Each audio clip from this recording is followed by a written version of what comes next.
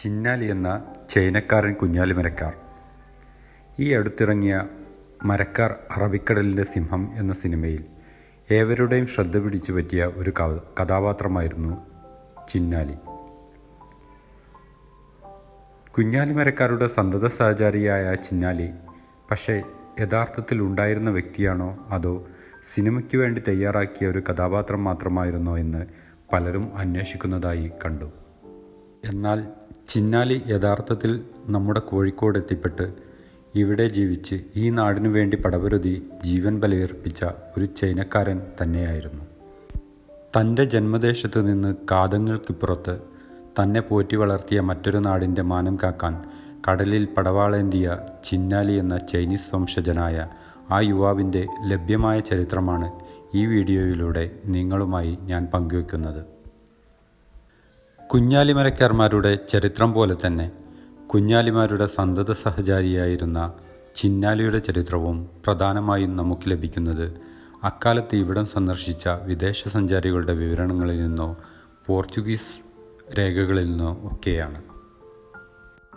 ചിന്നാലിയുടെ നാടും വീടും കൃത്യമായി രേഖപ്പെടുത്തപ്പെട്ടിട്ടില്ലെങ്കിലും അദ്ദേഹം ഒരു ചൈനീസ് വംശജനായിരുന്നുവെന്ന് പോർച്ചുഗീസ് പരാമർശങ്ങളും അക്കാലത്ത് ഇവിടെ സന്ദർശിച്ച വിദേശ സഞ്ചാരികളായ പിറാർ ഡി ലാവൽ, ഡിയഗോ ഡോ കുട്ടിയോ തുടങ്ങിയവരുടെ സഞ്ചാരക്കുറിപ്പുകളും വ്യക്തമാക്കുന്നുണ്ട്.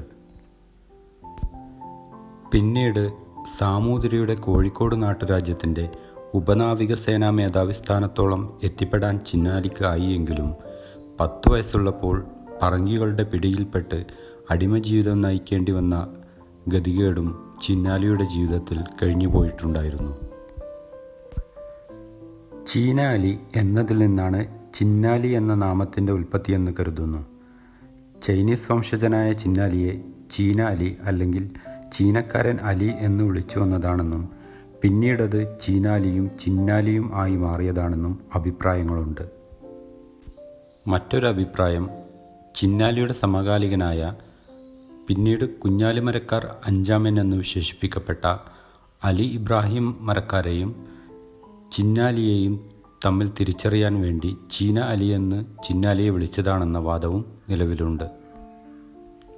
ചിന്നാലിയും കുടുംബം സഞ്ചരിച്ചിരുന്ന ഒരു ചൈന കപ്പൽ മലാക്ക കടലിൽ വെച്ച് പോർച്ചുഗീസുകാർ ആക്രമിച്ച് പിടികൂടുകയും അതിലെ യാത്രികരിൽ മുതിർന്ന പുരുഷന്മാരെയും വൃദ്ധരെയും വധിക്കുകയും കുട്ടികളെയും സ്ത്രീകളെയും അടിമകളാക്കുകയും കപ്പൽ കൊള്ളയടിക്കുകയും ചെയ്യുകയുണ്ടായി.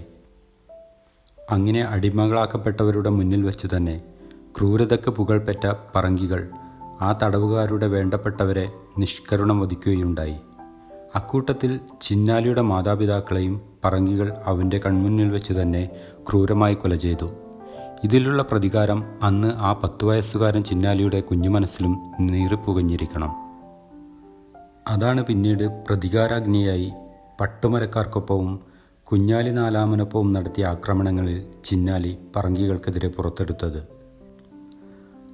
അടിമയാക്കപ്പെട്ട കുഞ്ഞു ചിന്നാലിയെ കൊണ്ട് പറങ്കികൾ അവരുടെ കപ്പലിലെ കഠിന ജോലികൾ ചെയ്യിപ്പിക്കുക പതിവായിരുന്നു.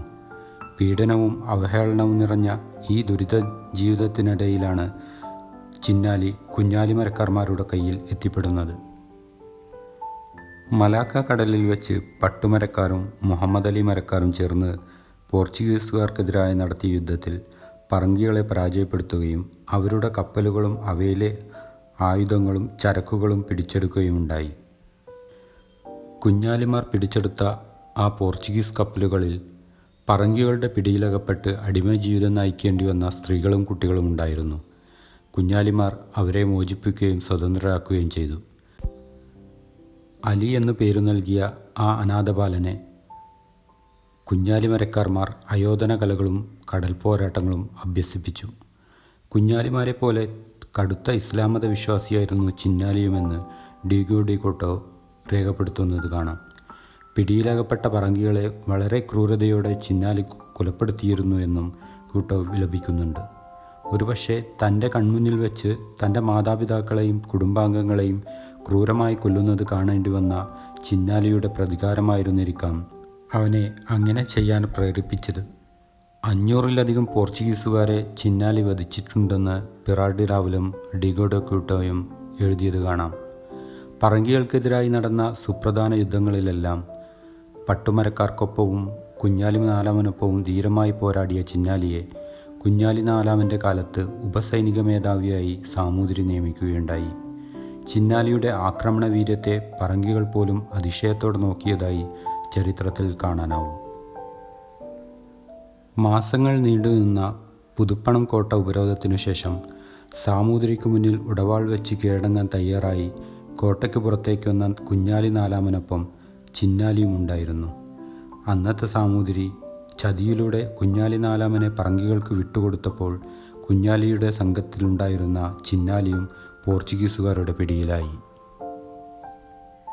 കോഴിക്കോട് നിന്ന് നേരെ ഗോവയിലെ കുപ്രസിദ്ധമായ പോർച്ചുഗീസ് തടവറയായ ട്രോങ്കോ ജയിലിലെത്തിച്ച കുഞ്ഞാലിയെയും ചിന്നാലിയെയും സംഘാംഗങ്ങളെയും ക്രൂരപീഡനങ്ങൾക്ക് വിധേയമാക്കിയ ശേഷം കൊലപ്പെടുത്തുകയാണുണ്ടായത്.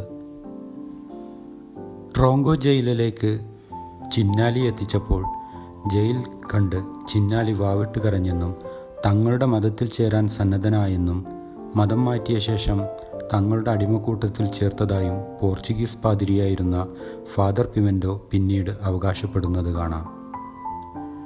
എന്നാൽ ഫാദർ പിമെൻ്റോയുടെ ഈ അവകാശവാദം തെറ്റാണെന്ന് പോർച്ചുഗീസ് രേഖകളും ഡീഗോ ഡെ കുട്ടയുടെ വിവരണങ്ങളുമടക്കം വ്യക്തമാക്കുന്നുണ്ട്.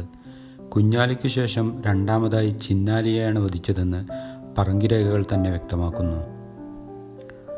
കൂടാതെ തങ്ങൾക്കു നേരെ കടുത്ത ആക്രമണങ്ങൾ അഴിച്ചുവിട്ട കുഞ്ഞാലിമരക്കാരെ വധിച്ച പോലെ അതേ രീതിയിൽ തങ്ങൾക്ക് വൻ നാശനഷ്ടങ്ങൾ വരുത്തുകയും തങ്ങളുടെ നിരവധി പ്രമുഖരെ വധിക്കുകയും ചെയ്ത ചിന്നാലിയെ പറങ്കികൾ വെറുതെ വിടുമെന്നത് അസംഭവ്യം മാത്രം.